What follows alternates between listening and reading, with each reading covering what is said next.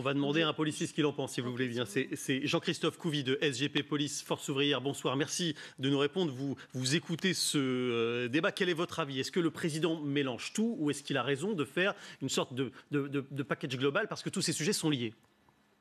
Oui, bonsoir. Déjà, écoutez, c'est très enrichissant de vous écouter. Le sentiment d'insécurité, moi aussi j'ai des sentiments, je suis un sentimental, sauf que là je pense que les gens, effectivement, ne sont plus dans le sentiment mais dans la réalité.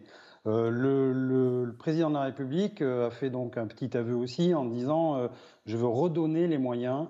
Donc quand on redonne des moyens, c'est qu'on fait un constat qu'avant on les avait pas. Donc déjà, c'est un bon, j'allais dire, à 1 an de la fin de son quinquennat, c'est bien de s'en rendre compte. Il a fait des efforts, effectivement. Encore une fois, ce ne sont pas des efforts assez conséquents. C'est bien pour ça qu'on a demandé d'ailleurs un Beauvau de la sécurité, parce qu'on a bien vu que les forces de l'ordre étaient dans un état lamentable, tant psychologiquement que matériellement. Donc on y travaille. Je pense que ça serait bien aussi qu'il y ait un Vendôme de la justice et que la police et la justice puissent faire des assises communes, même savoir comment on peut améliorer tout ça. Il dit le président, cette question de la sécurité, de toute façon, ça va prendre du temps. On ne réglera pas ça d'un coup de baguette magique. Là-dessus, je pense que tout le monde est d'accord. Mais est-ce que de votre point de vue, il a posé au long de son quinquennat les jalons d'une réforme et d'une amélioration sur le moyen et le long terme?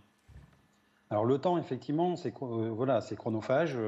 On a tellement d'années de retard des différents gouvernements qu'il y a eu avant que là, on paye la note. On est vraiment sur une ligne de crête.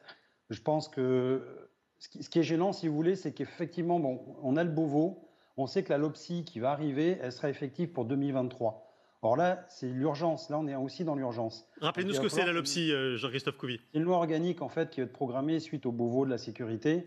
Donc, il va être étudié cette année. L'année prochaine, en 2022, entre guillemets, voilà, on la met sur pied et on la laisse au prochain gouvernement s'il veut bien la prendre. Si c'est le même gouvernement, elle est prête à être utilisée dès le 1er janvier 2023. Si c'est un autre gouvernement, effectivement, il pourra la prendre ou ne pas la prendre. Sauf que là, on est en 2021 et dès 2022, j'allais dire, il faut être dans les starting blocks. C'est-à-dire que là, il nous faut des biscuits tout de suite. On est obligé de stopper cette hémorragie de violence.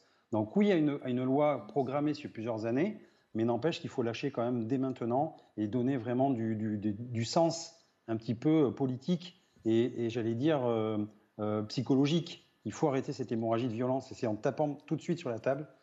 Et je pense d'ailleurs qu'il faut que le premier acte qu'il faudrait faire, on l'a dit au Beauvau la semaine dernière à notre garde des Sceaux, c'est supprimer la circulaire Belloubet qui nous met entre guillemets, qui dit que la prison doit être l'exception.